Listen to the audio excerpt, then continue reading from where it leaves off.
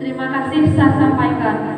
Acara selanjutnya ialah sambutan yang akan disampaikan oleh Ketua Umum Ahmad Dhani Rafiki. Saya persilahkan.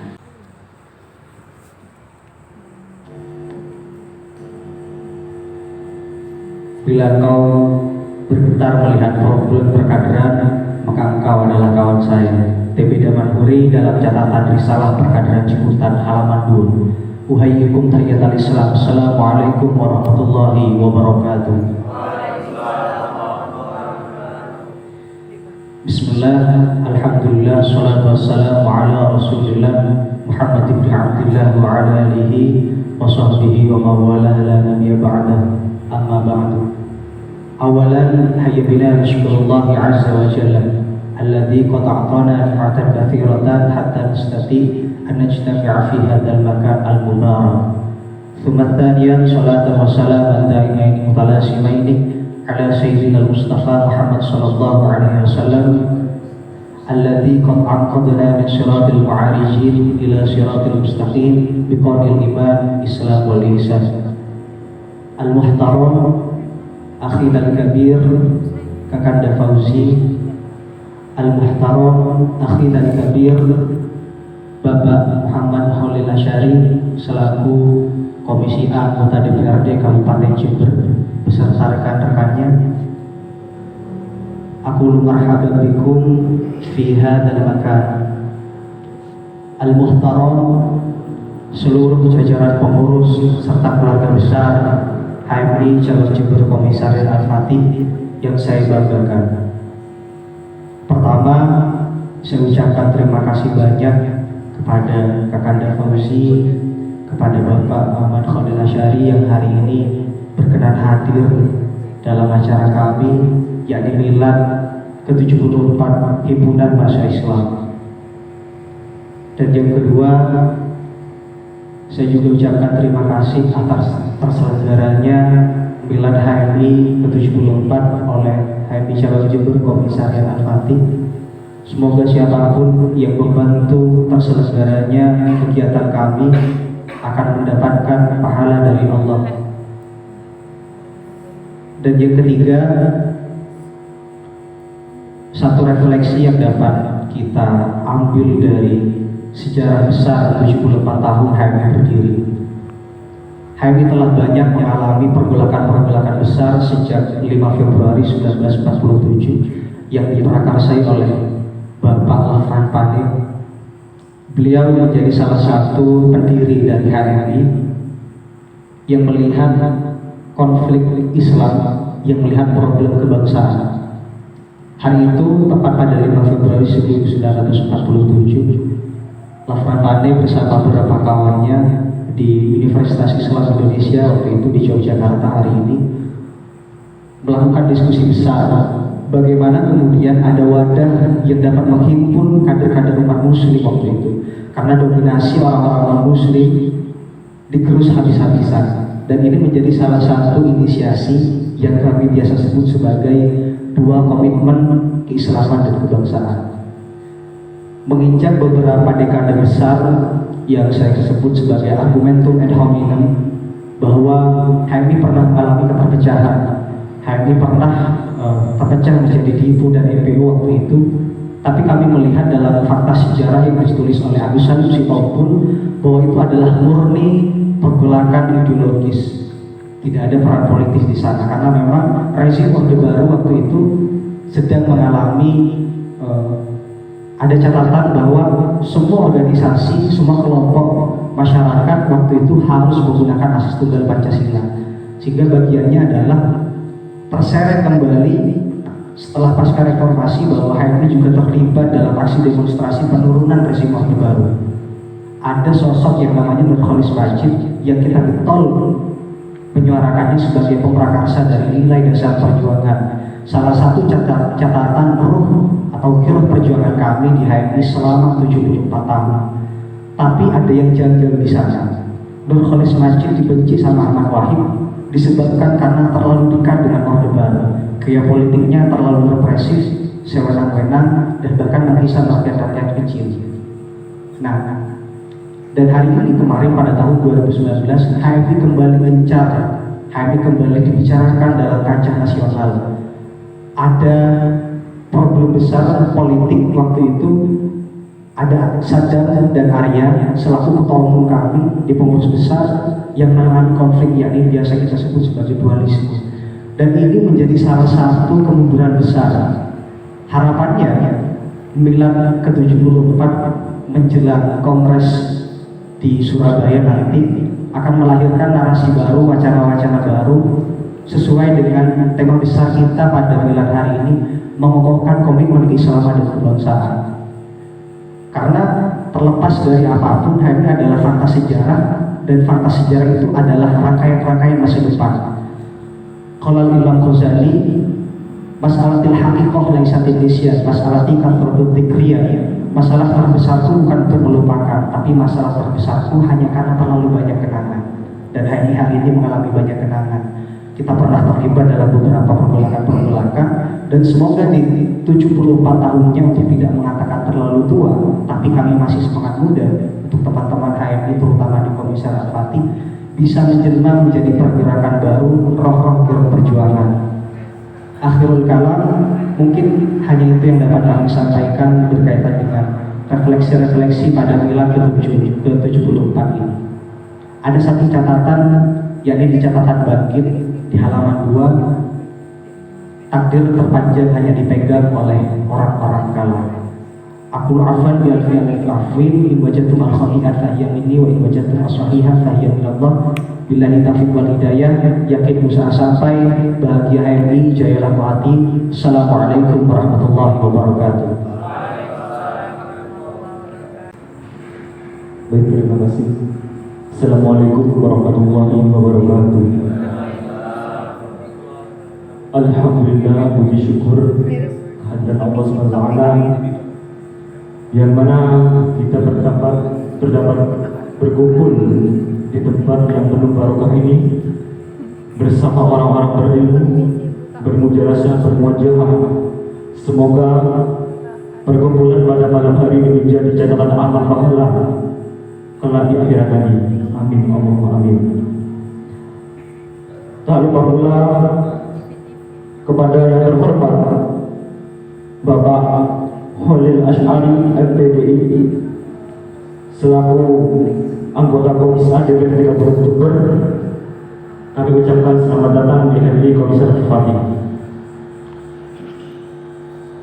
Dan tak lupa pula kepada yang terhormat Kapanda Ahmad Fauzi SE, kepadanya kami ucapkan selamat datang juga. Semoga kita pada malam hari ini bisa mengambil hikmah dan ilmu dari beliau-beliau. Kami selaku moderator atas nama pribadi saya Ahmad Afan Gafar akan memandu jalannya kajian pada malam hari ini. Untuk kajian pertama dalam tema mengokohkan komitmen keislaman dan kebangsaan yang akan disampaikan oleh Bapak Muhammad Khalil Asy'ari MPDI, kami persilahkan. Assalamualaikum warahmatullahi wabarakatuh. Waalaikumsalam warahmatullahi wabarakatuh. Bismillahirrahmanirrahim. Alhamdulillahilladzi khalaqal insana wa 'allamahu al-bayan. Ahmaduhu subhanahu wa ta'ala wa ashkuruhu syukran wa bil mazid min al-malik at-tayyib. Asyhadu an la ilaha illallah wahdahu la syarika lahu al-karim al-mannan. Wa asyhadu anna sayyidina Muhammadan abduhu wa rasuluhu al-ma'ruf asyrafil anbiya. Allahumma shalli wa sallim ala sayyidina Muhammadin wa ala alihi wa sahbihi khairan ma ba'du. Hadratul mukarramin, khusus pada Kiai Ahmad Fauzi dan juga ketua umum ya HMI Komisariat Al-Fatih, dan juga segenap anggota pengurus dan juga teman-teman dari yang mendampingi kami. Alhamdulillah, bersyukur malam hari ini Allah pertemukan saya dengan saudara ya. Kalau foto jangan kenceng-kenceng gitu. Nah, saya jadi bingung. Jadi alhamdulillah kita bersyukur kepada Allah Subhanahu wa taala malam hari ini Allah pertemukan saya dengan saudara-saudara sekalian. Mudah-mudahan pertemuan ini membawa hikmah dan keberkahan. Tentunya yang dikatakan berkah itu kita semakin baik menjadi orang yang selamat dunia dan akhirat. Salawat dan salam kita haturkan kepada junjungan kita Rasulullah sallallahu alaihi wasallam. Yang jelas asbab mujahadah beliau, asbab perjuangan beliau, kita ini saat ini bisa menikmati nikmat yang begitu besar, melebihi segala-galanya. Bahkan nikmat yang kita rasakan ini lebih besar dibandingkan dengan dunia seisinya, yaitu nikmat iman. Bahkan kelak di akhirat, seandainya nikmat iman yang diberikan oleh Allah kepada kita ini pada saat ditaruh di timbangan 7 betara langit dan 7 betara bumi dijadikan satu dengan nikmat hanya dengan kalimat la ilaha illallah ini lebih berat kalimat la ilaha illallah. Jadi ini yang patut kita syukuri. Saudara-saudari yang dirahmati oleh Allah, saya sebenarnya mau berangkat tadi di awal-awal. Pertama, saya mulai tadi malam tidur larut malam, bangun sebelum subuh. Setelah itu ada kegiatan, dan di kegiatan itu biasanya istri saya itu sampai ikut mendampingi saya. Tadi nggak ikut, akhirnya apa terjadi? Saya minum kopi itu habis 3 gelas besar-besar itu. Akhirnya mabuk saya. Mual karena memang saya ada lambung. Ya kalau lambung mesti ada lah. Kalau nggak ada lambung, ya mungkin saya sudah ada di sini. Tapi ada persoalan dengan lambung saya. Nah, ini. Saya mulai tadi habis sholat maghrib tiduran, terus sholat isya, ini perut masih munjuk rasanya, enak dan ngelenyar. Apa ngelenyar itu bahasa Indonesia? Ya, tanya saya. Kalau bisa ayo, apa ngelenyar itu? Mual ya. Oh, ya sudah. Berarti yang pintar tim saya. Ngelenyar. Ini ya Allah, ini saya mau ngomong apa terus? Apalagi di hadapan aktivis HMI yang menurut saya notabene pintar-pintar. Saya tadi mendengarkan sambutan dari ketua umum saja, Masya Allah. Saya nggak ngerti, nggak bisa memberi sambutan seperti itu, nggak bisa. Saya jujur saja dulu pada waktu masih jadi mahasiswa, saya itu orang yang tidak pernah aktif di organisasi. Tapi tidak tahu, oleh Allah tiba-tiba saya dijadikan anggota DPRD sampai 3 periode ini. Makanya untung istri saya dapat suami saya. Bahkan saya sampai sekarang tetap setia dengan istri satu, karena mau nambah takut. Bukan tidak ada keinginan, ada keinginan tapi takut saya. Jadi terus sakit, ya sakit. Kayak tak mau tidak apa-apa di video, karena tidak apa-apa. Ini sebuah curhatan dari seorang anggota DPRD yang benar-benar tidak punya nyali. Saya sebenarnya ingin meningkat dari takwa ke tawakal, tapi tetap tidak ada nyali bagi saya. Takwa tapi spiritual, kalau tawakal tapi spiritual tapi ngelibat akal, takut saya. Ya itu. Saudara dan saudari yang dirahmati oleh Allah. Jadi saya agak males, tapi saya dari sampai sini ada timbul semangat melihat kaum milenial, para pemuda-pemudi, saudara-saudari, ini ada rasa semangat yang kuat, sehingga dari situlah maka muncul semangat baru dari diri saya. Karena apa? Kalian adalah kaum milenial, saya pun juga kaum milenial di zamannya. Umur saya sekarang hampir 60 tahun. Tapi tidak tahu, saya bisa masih muda, kata istri saya. Sehari saya nggak tahu apa, rasa rindu mendekam dalam diriku kan. Sama Umi. Maka setiap saya bepergian sampai Tanggul saya langsung telepon, Umi, silahkan persiapkan landasan, sebentar lagi Abah mau landing. Ini kata-kata mesra yang selalu saya ucapkan kepada seorang istri. Kenapa? Di masa-masa tua seperti ini kita mesra, maka untunglah kalau seorang saudari-saudari nanti punya istri, punya suami profilnya persis dengan saya. Romo ya. Daya, saudara-saudara yang dirahmati oleh Allah, berawal dari seseorang yang bernama Abdurrahman ibn Muljam. Dia itu adalah seorang penghafal Al-Quran, bahkan seorang abid ahli ibadah. Maka di saat zaman Umar bin Khattab menjadi khalifah, Amr bin As yang saat itu menjadi gubernur di Mesir minta dikirimkan seorang pengajar Al-Quran. Maka oleh Khalifah Umar diutuslah Abdurrahman ibn Muljam untuk menjadi pengajar Al-Quran, karena memang bacanya juga bagus, lebih bagus bacaannya daripada saudara dari Harim yang tadi itu.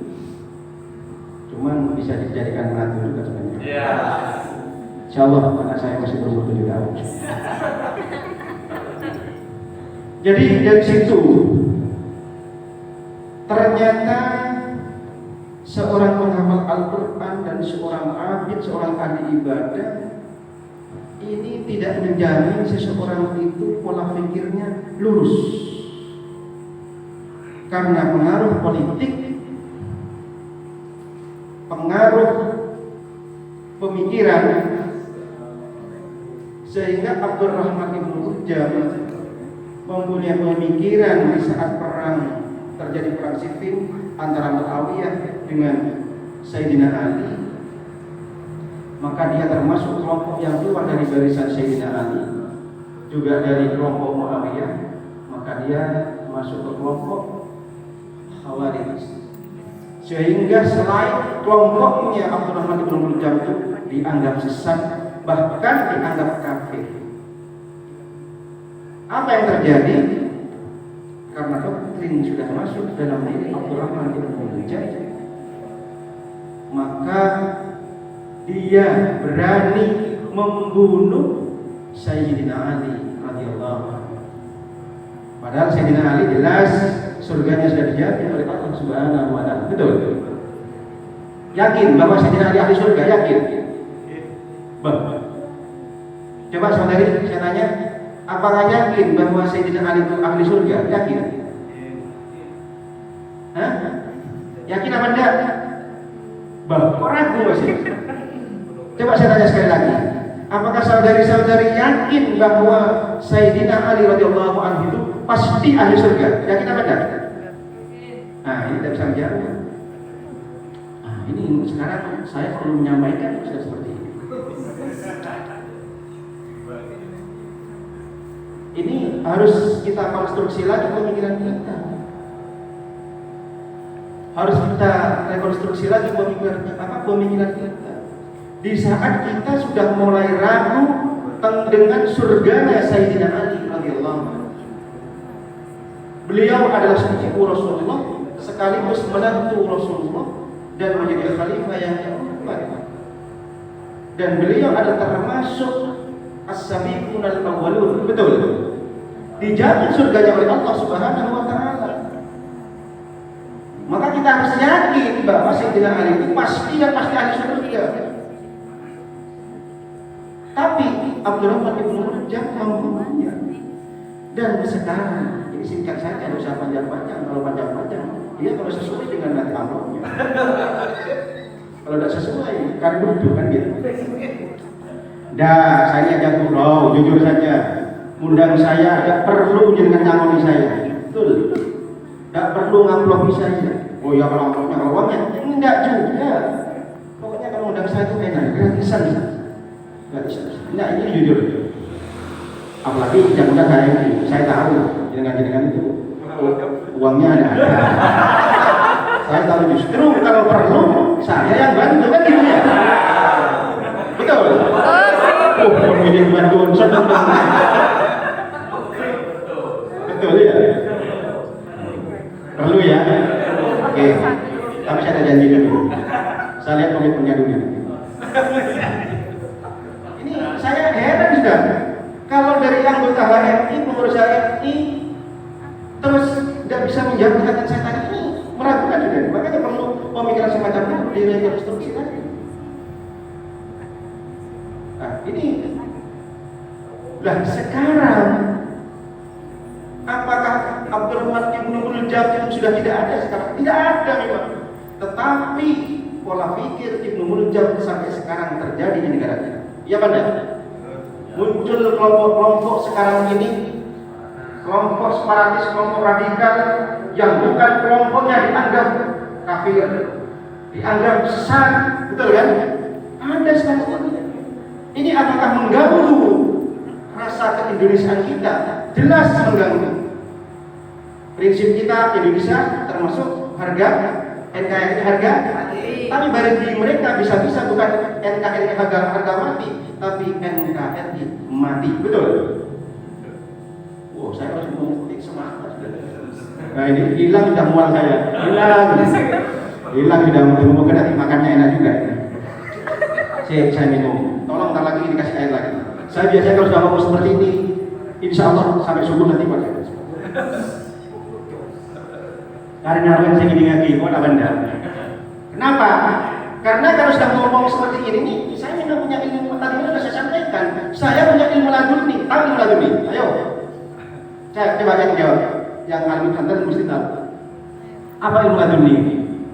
Tidak ada ya, laduni itu tidak kutumuni. Jadi ini yang terjadi sekarang, saudara-saudari. Pemikiran-pemikiran Abdurrahman Ibnu Muljam masih ada di dalam benak-benak sebagian bangsa Indonesia. Ini adalah kelompok ke kanan-kanan. Ada juga kelompok yang ke kiri-kirian, menganggap semua agama sama. Menganggap semua agama sama di hadapan Allah. Coba sekarang saya tanya, teman-teman HMI ini sama enggak dengan pemikiran dengan saya? Jangan-jangan berbeda. Coba sekarang saya ingin tanya, siapa yang meyakini bahwa semua agama itu sama? Angkat tangan. Angkat tangan dulu. Oh, alhamdulillah. Benar kalau begitu di antara kalian tidak ada yang tidak. Cocok sudah. Tapi marah tidak. Tadi itu tidak ada yang jawab. Marah. Ini yang perlu kita luruskan sekarang. Sebagai bangsa Indonesia yang berketuhanan, apalagi HMI yang jelas-jelas tadi dalam masa akhir tadi himnanya berdasarkan Al-Quran dan As-Sunnah, ini betul-betul harus lurus akidahnya. Maka akidah yang harus diluruskan.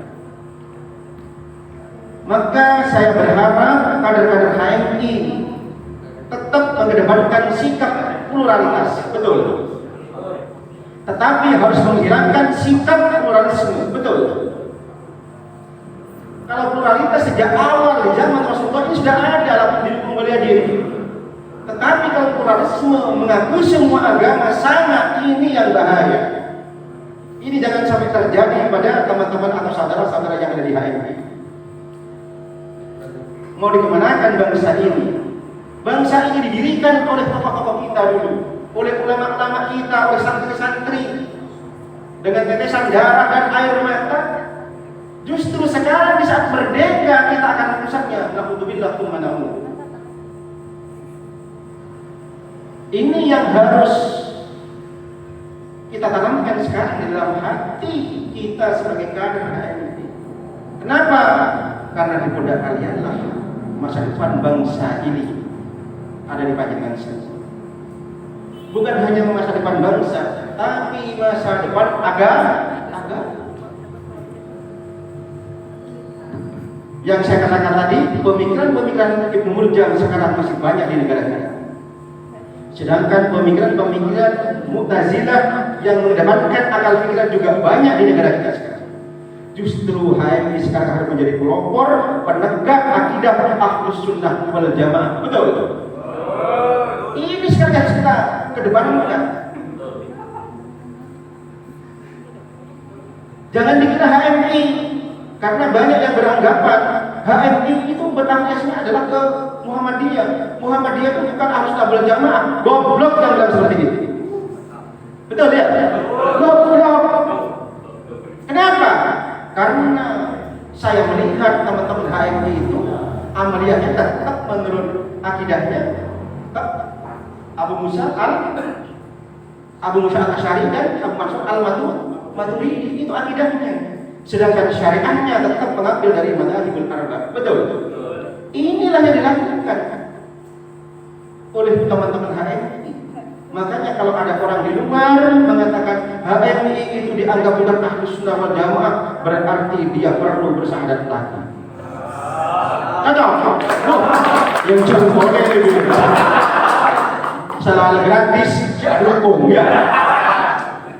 Tapi ingat, kita sebagai bangsa Indonesia yang majemuk, yang penuh dengan pluralitas, maka jangan sekali-kali kita terjebak dalam satu fanatisme. Karena ini yang akan membawa kehancuran. Rasulullah SAW sudah mengingatkan kepada kita, man da'a ila asabiyyatin laisa minna, kata Rasulullah. Laisa minna man da'a ila asabiyyatin. Bukan golongan kami orang-orang yang mengajak kepada fanatisme, mengajak fanatik kepada golongan. Ini kata Rasulullah. Makanya HMI jangan sampai terjebak seperti ini. Biarlah kelompok lain mengatakan yang paling benar, yang paling bagus. HMI harus tetap berdiri di atas manhaj Ahlus Sunnah wal Jamaah. Prinsip kita toleransi bersatu dalam akidah dan toleransi dalam furu'iyah. Betul? Setuju? Wah, ini benar. Anggota dewan bisa ngomong seperti ini, ya, Pak. Nak sombong kan? Maka ada yang juga boleh. Sudah. Jadi seperti itu.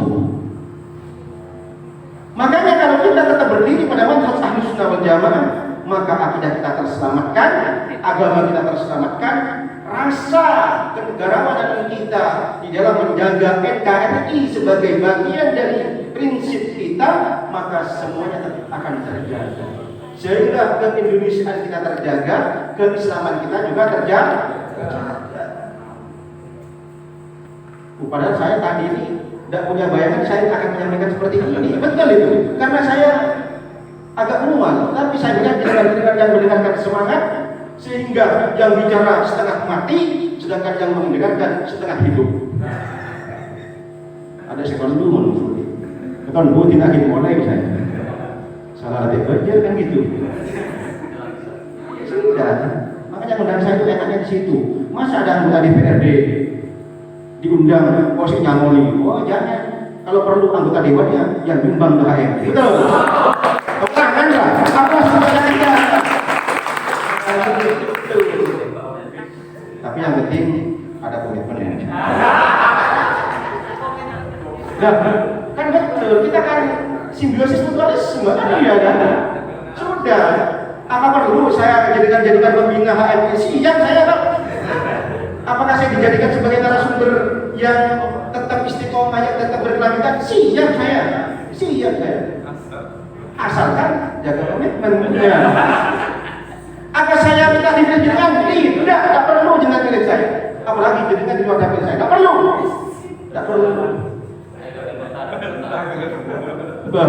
Tak nemu. Jadi masih mau kasih. Saya ini kata istri saya ini termasuk sudah LE, limited edition katanya. Pabrik sudah tidak menciptakan saingan lagi. Sulit sudah. Hanya satu-satunya di dunia ini. Seperti itu. Nah, paham ya yang saya sampaikan tadi ya? Walaupun saya kulawan, tapi jenengan harus memahami. Itulah inti dari keindonesiaan kita dan keislaman. Toleransi dalam bersatu dalam akidah dan toleransi dalam hukum. Kita eksklusif kalau urusan akidah. Harus eksklusif. Tidak bisa diganggu-gugat kalau urusan akidah. Indonesia ini dibangun, yang saya sampaikan tadi ini oleh para ulama yang bermanfaat Ahlus Sunnah wal Jamaah. NU ada, Muhammadiyah ada. Ini semuanya Ahlus Sunnah wal Jamaah. Saya pernah mendengar Islam akan terpecah menjadi 73 golongan. Semuanya masuk neraka kecuali satu golongan, yaitu NU. Ya Allah, macam pembunuh orang. Sudah, kita kesampingkan perbedaan kuliah. Karena kita satu terjebak dalam asy'ariyah. Saya kira itu dulu ya. Biar tanya jawab nanti. Ada tanya jawab tidak? Kalau tanya jawab ada. Oh, kalau gitu. Sejarahnya ini. Sudah jam berapa ini? 8:30 sudah. Ini Kiai Fauzi lagi setengah jam, jam 9. Tanya jawab 3 jam. Jam 1 nanti buyar. Sudah pernah makanannya cocok. Kita makan namanya. Bentar cocok. Saya hanya dengan mobil. Jadi itu ya, intinya keislaman kita seperti itu dan keindonesiaan kita seperti itu. Kenapa para saudara-saudari sekalian? Kita sebagai bangsa yang berbeda tunggal ika saat ini sudah kehilangan menjadi diri sebagai bangsa. Kalau dulu masa kecil saya di desa gotong royong, bahkan orang kalau mau pindah rumah itu sampai digotong. Ada yang pernah tahu seperti itu? Tahu ya? Sekarang apakah masih ada seperti itu? Ya ada. Jadi sikap gotong royong negara kita, bangsa kita ini sudah mulai hilang. Makanya ayo kita sebagai bangsa yang berketuhanan, bangsa yang berbineka tunggal ika, ini harus kita hidupkan kembali. Sikap pengabdian kita, sikap kerakyatan kita dan solidaritas kita sebagai bangsa yang berpancasila, maka ini harus kita tumbuh dan harus kita kembangkan. Karena tanpa ada rasa kesadaran yang seperti itu, maka kalimat NKRI harga mati itu hanya tinggal slogan saja. Sekarang tahu, negara kita sudah dalam cengkeraman asing dan asing.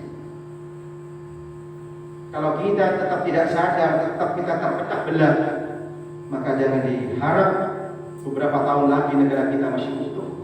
Sekarang negara kita ini lagi dicabik-cabik oleh tekanan asing.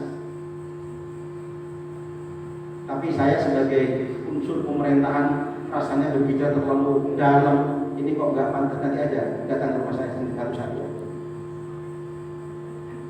Bisa berdiskusi lebih panjang. Tapi nanti kalau ada pertanyaan kita percaya apa? Nggak akan menutup diri saya kalau ada pertanyaan seperti itu. Saya kira itu karena ini dibuat panel ya. Oke, saya kira seperti itu. Nanti misalkan ada hal-hal saya hanya membuka wacana-wacana atau narasi saya atau diksi dan narasi saya seperti itu tadi. Monggo mungkin itu akan muncul pertanyaan dari panjenengan semua. Monggo silahkan. Kalau yang bisa saya jawab pasti saya jawab. Kalau tidak ya nggak apa-apa. Sudah bisa jawab. Masa saya harus menjawab? Takut keliru ya. Betul. Saya kira gitu. Akhir kalam. Assalamualaikum warahmatullahi wabarakatuh. Aplaus lah. Baik, terima kasih.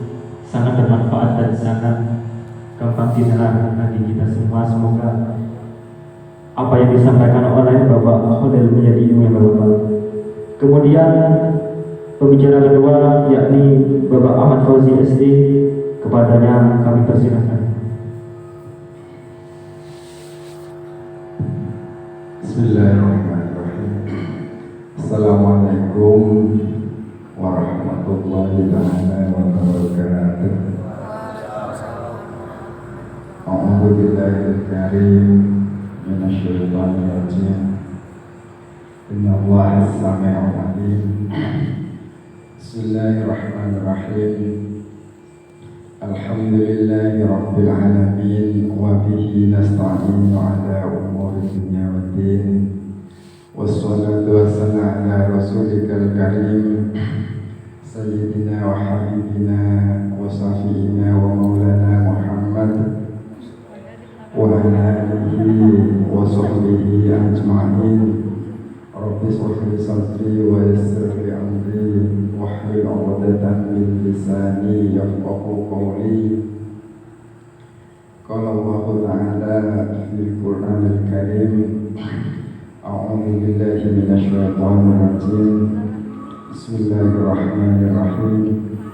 Wa la tahsabanna alladziina qutilu fi sabilillahi amwata bal ahya'un 'inda rabbihim yurzaqun. Shallallahul 'azim. Amma ba'du. Para masyayikh, wabil khusus rekan saya ini Pak Dewan Kiai Haji Khalil Asy'ari MPDI yang telah hadir meluangkan waktunya untuk bersilaturahmi dengan adik-adik saya anggota HMI Komisi Al-Fatih. Luar biasa tadi sambutannya. Juga sholawat masalam marilah kita haturkan kepada baginda Rasulullah Muhammad SAW. Adik-adikku, Kiai Khalil Asy'ari dan rombongannya yang dirahmati Allah. Pada malam hari ini tanggal 5 Februari itu bertepatan dengan kelahiran salah satu organisasi mahasiswa terbesar di Indonesia. Bahkan kiprahnya sudah tidak bisa dihitung lagi untuk mengisi kemerdekaan Republik Indonesia, yaitu Himpunan Mahasiswa Islam. Himpunan Mahasiswa Islam ini didirikan pada tanggal 5 Februari 1947 oleh Kakanda Lafran Panem. Beliau hari ini telah meninggalkan kita secara jazadiyah. Beliau sudah terpisah antara jasad dan ruhnya, namun semangatnya, rasa yang tercipta dari organisasi yang beliau dirikan, itu alhamdulillah masih kita rasakan dan memberikan manfaat bagi kita. Wabil khusus teman-teman adik-adik saya yang kuliah di Institut Agama Islam Negeri Jember, Win, belum ya? Adik-adikku sekalian rahimakumullah, tadi dibahas banyak oleh Pak Dewan. Saya sebenarnya kaget, walaupun saya tahu Pak Dewan ini sebenarnya punya profesi lain sebenarnya. Dia itu mubalik juga. Kalau yang sering mungkin di milenial, beliau ini juga salah satu imam masjid di Masjid As-Salam. Istri beliau ini juga dosen ada di kita. Bu siapa Pak? Setu Kapten. Jadi di fakultas tarbiyah. Jadi sungguhnya karena kekurangan interaksi saja kita tidak kenal sama beliau. Beliau ini sangat bermasyarakat, sangat digandrungi oleh masyarakat Jember wabil khusus. Terbukti beliau ini 3 kali jadi anggota dewan. Luar biasa. Om mau jadi anggota dewan sekali aja susahnya luar biasa. Ini 3 kali sampai mabuk. Adik-adik sekalian rahmatullah. Apa makna peringatan hari lahir Himpunan Mahasiswa Islam? Apa makna kita pada malam hari ini merayakan atau mengingat kembali. Karena bisa jadi perjalanan organisasi ini kan sudah sangat panjang. Sudah 74 tahun. Kalau semasa saya dulu LK1 di Fakultas Pertanian Universitas Jember, tepatnya di Tutul Balung. LK2-nya di Denpasar. Mentor saya waktu itu Kakanda Anas Urbaningrum. Beliau waktu itu sangat idealis luar biasa. Kakanda Anas ini sisi baiknya, beliau waktu mahasiswa, waktu ujian skripsi dia tidak minta di dalam ruangan, tapi di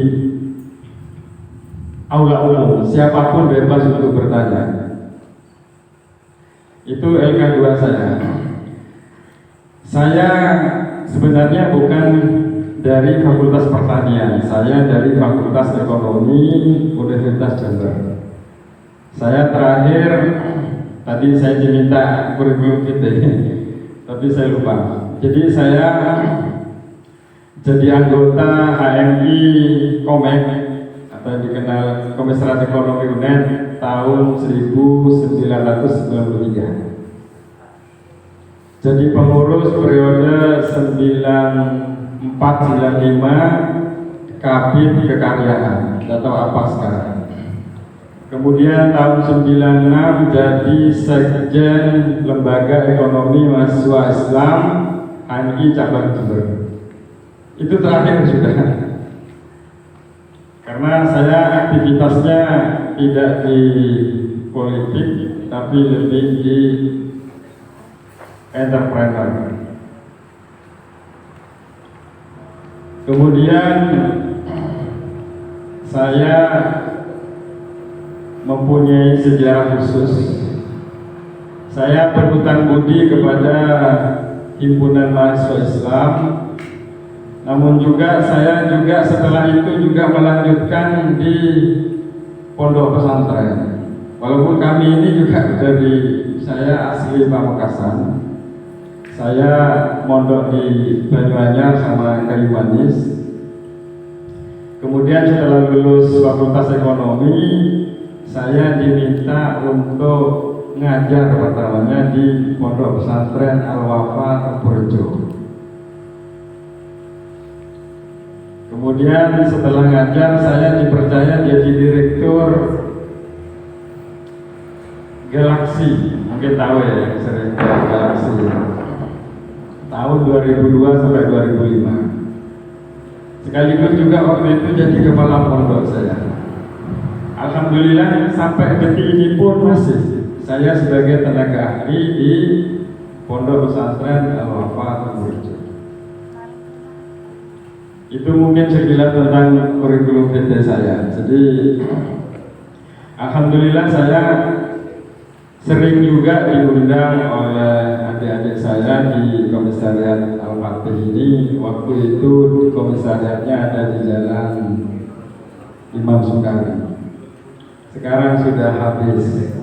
Tapi alhamdulillah saya katanya tadi simbiosis mutualisme dengan HMI, dengan adik-adik saya. Tempat ini milik saya sediakan. Sebenarnya saya dapat amanah dari guru saya untuk ngayomi anak-anak yang nggak mampu, yatim piatu yang nggak punya biaya untuk sekolah, untuk saya hidupi, untuk saya kepolong gitu.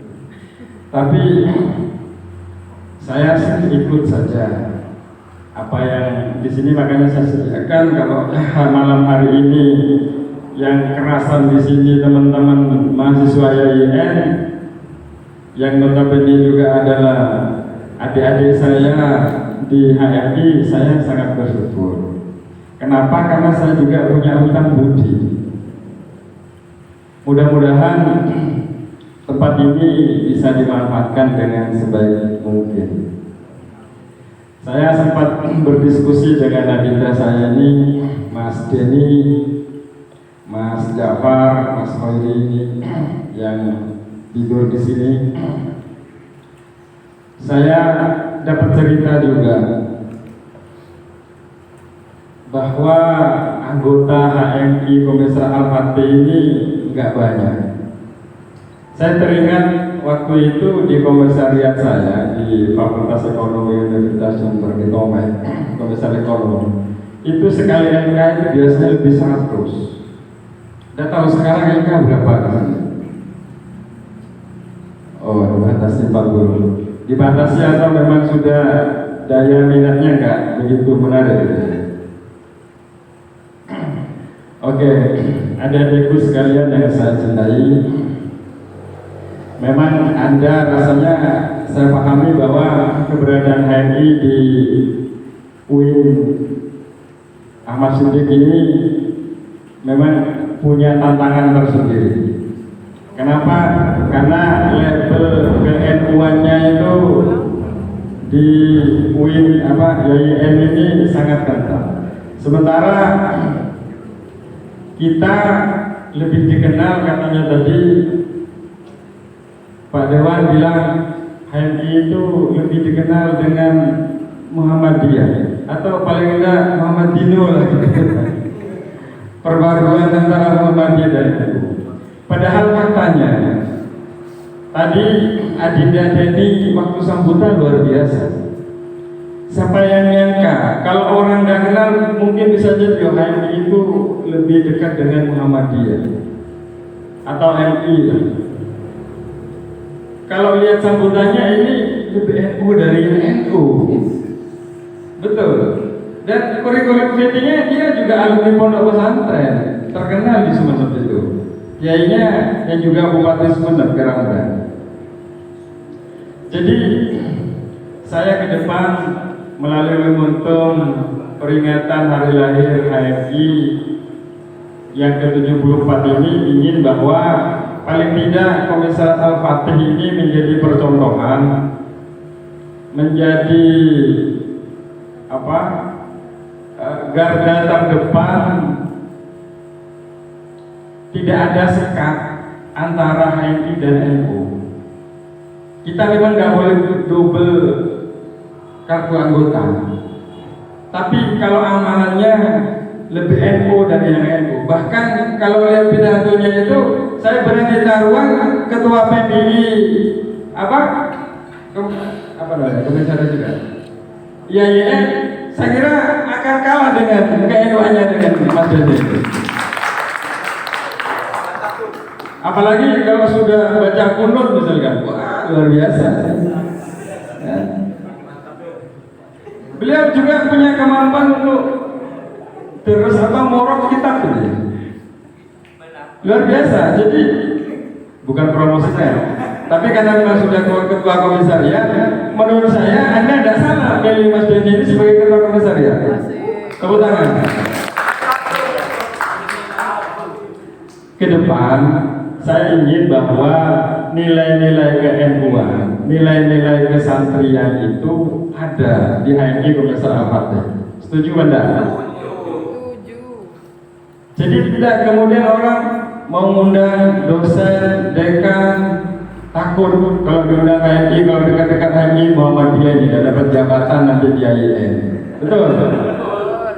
Ini fenomena yang gak enak ini. Jadi saya banyak diskusi, andai kata kemudian Komisaris Al-Fatih mengedepankan kesantrian, akhlakul karimah, ke-NU-an, ada yang protes lalu disuruh kasih telepon saya. Iya, sama-sama di dekat HMI, artinya mau cara apapun juga bisa. Dulu lalu sekarang enggak. Adik-adikku sekalian, rahimakumullah. Tadi saya membacakan suatu ayat. Wala tahsabanna alladziina qutilu fi sabilillahi amwata bal ahya'un 'inda rabbihim yurzaqun. Artinya kira-kira begini.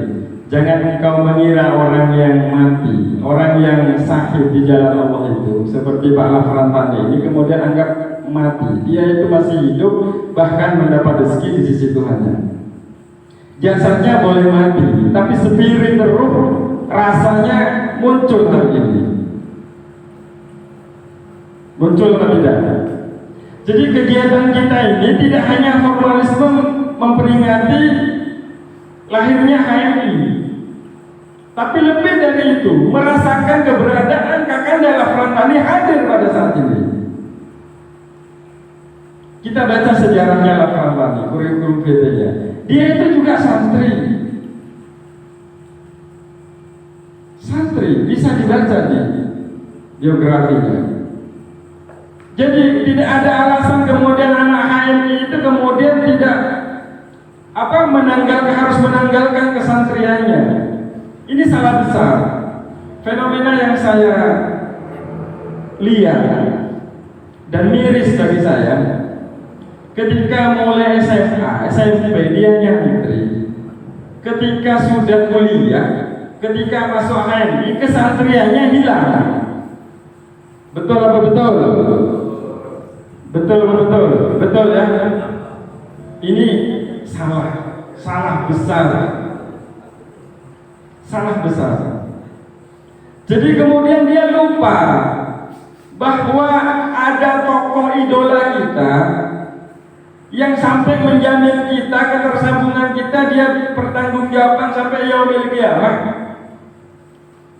Ulama-ulama kita, guru-guru kita, kadang kita sampai lupa. Sehingga kita itu lebih mengidolakan tokoh-tokoh yang kadangkala diframing di media-media, yang sebenarnya itu menurut saya tidak pernah ada keterikatan yang secara dalam dengan kita. Artinya sanad keilmuannya itu nggak sampai pada kita. Yang sesungguhnya menjamin kita itu adalah para guru-guru kita. Mulai dari guru-guru ngaji kita waktu kecil, guru waktu kita mondok, guru waktu kita belajar kitab. Yang itu jelas-jelas kesanad ilmuannya tersambung sama Rasulullah. Ini kadang-kadang kita lupakan. Kita melupakan menanggalkan tradisi berguru ini, kemudian kita sepertinya tergerus oleh hiruk pikuk, kepingin tampil di depan, kepingin kalau nggak saya, ya kan, kalau nggak saya harus dikenal. Padahal di pesantren nggak diajarkan seperti itu. Ada tawadhu, ada kesopanan, akhlak. Anda masih ingat enggak, misalkan di pondok atau di waktu kita ngaji dipanggil Mas Ja'far, kalau bahasa Maduranya Kak Dinto. Betul. Kalau sekarang dirubah, Ja'far, ya Pak, siap 86. Misalkan. Ini berubah luar biasa ini. Ini bukan kemajuan Anda masuk di HMI. Ketika berubah ini Anda justru mengalami kemunduran yang luar biasa. Semangat ruh rasa dari Lafrantani justru hilang. KHMI-an Anda justru hilang. Kenapa? Anda lebih terkadang saya juga lebih mengedepankan akal kita daripada rasa kita. Adik-adikku yang saya cintai, ingat, kita ini telah ditakdirkan oleh Allah menjadi sosok, namanya makhluk, namanya manusia. Ada yang bukan manusia ya. Manusia itu makhluk Allah yang terpilih, yang sangat luar biasa, yang memang diperankan sebagai khalifatul fil ardh, sebagai khalifah, sehingga keberadaan jati diri manusia itu sangat mulia, luar biasa. Sampai malaikat sekalipun disuruh sujud oleh Gusti Allah. Iblis juga disuruh sujud.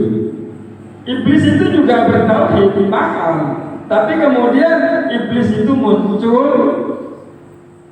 kesombongannya.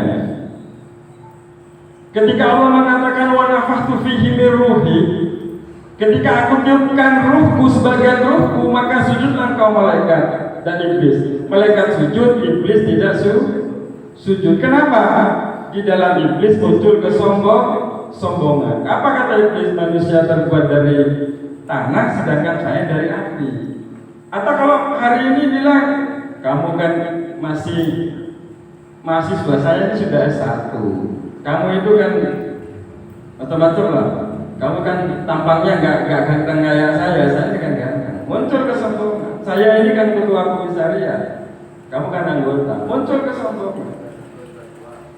Jadi manakala kita ini sudah muncul hal-hal kesombongan seperti itu, tidak memuliakan manusia yang lain, katanya tadi itu tidak ada toleransi memuliakan manusia lain, berarti kita mengadopsi sifat-sifat iblis.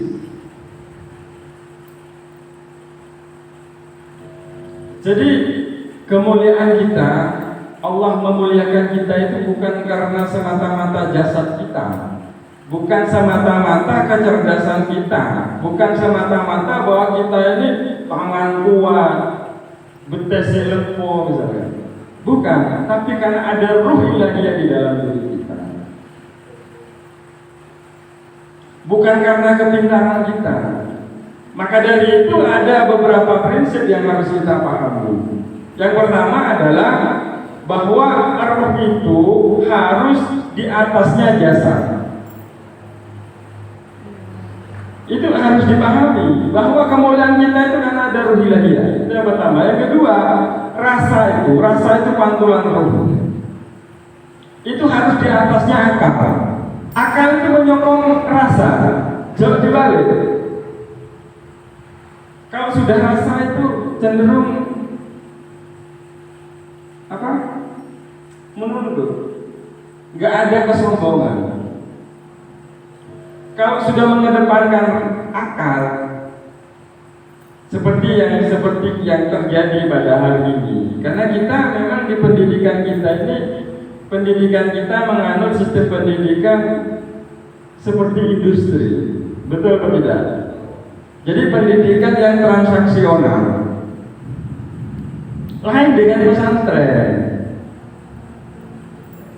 Pesantren itu tidak hanya mengajarkan tentang kecerdasan akal, tapi yang lebih penting itu kecerdasan rasa, rasa kata bahasa orang Jawa. Itu jati diri manusia harusnya seperti itu. Maka dari itu, Anda ber-HMI jangan sampai tergelincir pada kesombongan-kesombongan yang mengedepankan akal di atasnya rasa. Jangan kebalik. Jangan dibalik. Akal itu hanya penyokong.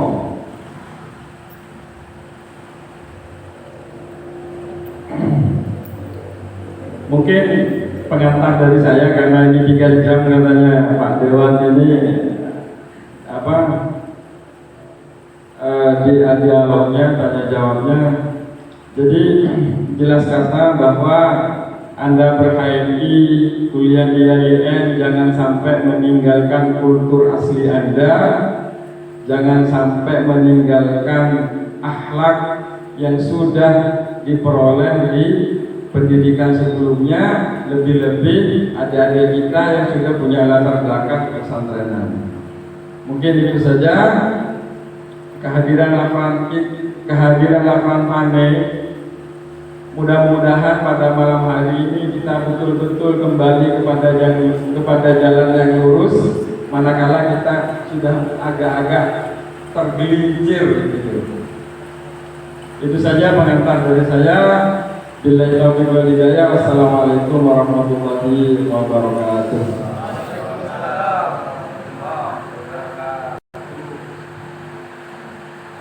Baik, terima kasih atas penyampaian ilmu simpulkan terkait dari pemaparan yang pemateri sampaikan dari Bapak Khalil bahwasanya pola pikir Abdurrahman itu tetap terletak pada negara kita, yang mana pola pikir Abdurrahman itu yang mengganggu stabilitas negara. Kedoktrinan yang merusak kepada pola pikir sekarang itu tetap melekat. Contohnya seperti Abdurrahman berpikir kepada Amr bin As, yang mana beliau menyuruh Amr bin As untuk membunuh Sayyidina Ali. Sedangkan Sayyidina Ali adalah termasuk orang-orang as-sabiqun awwalun. Kemudian untuk kembali sikap Bhinneka Tunggal Ika yang harus kita jaga, maka kita harus hindari dari paham-paham liberalisme yang mana paham-paham tersebut yang akan mengganggu stabilitas negara. Kemudian dari pemaparan Dr. Fauzi bahwasanya dalam mengerti Milan HMI yang ke-74, kita refleksi kembali perjuangan Kakak Dalam Perpane. Beliau adalah sosok pahlawan di HMI atau panutan. Meskipun beliau telah wafat, akan tetapi spirit keilmuan yang mewariskan kepada kita adalah ilmu-ilmu yang berharga. Bagaimana? Karena sifat kesatria beliau tetap berkomitmen, tetap ada di dalam diri HMI. Nah, hal ini harus kita tetap jaga, karena kita sudah dinamakan himpunan mahasiswa Islam. Nilai-nilai keislaman harus tetap dijaga. Kemudian terkait dengan ilmu yang sudah kita peroleh dan kita sudah merasa lebih tinggi, kita mengambil kesimpulan contoh seperti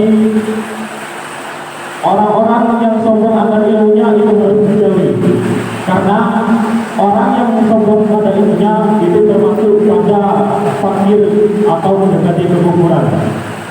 Oleh karena itu, kita harus menjaga komitmen Bhinneka Tunggal Ika dan tetap menjaga paham-paham liberalisme yang ada di Indonesia, terus semangat untuk menyebarkan kebangsaan Bhinneka Tunggal Ika dan NKRI harga mati.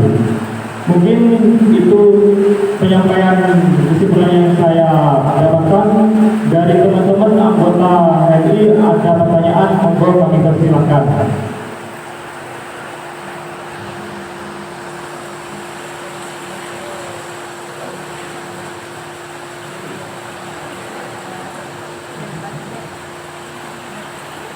Silakan, bisa ke Bapak Khalil atau ke Dr. Fauzi yang ingin bertanya.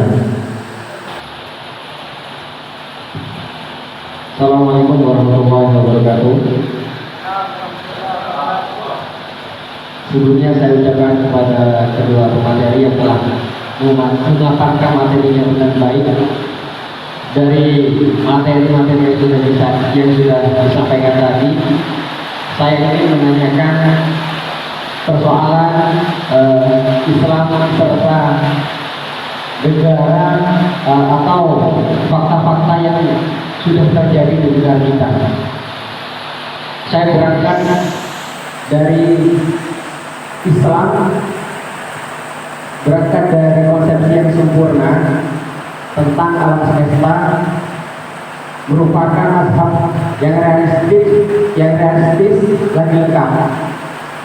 Islam memberikan wadah yang sempurna bagi manusia, baik itu dari jasmani, intelektual maupun spiritual. Jadi dilihat dari sana,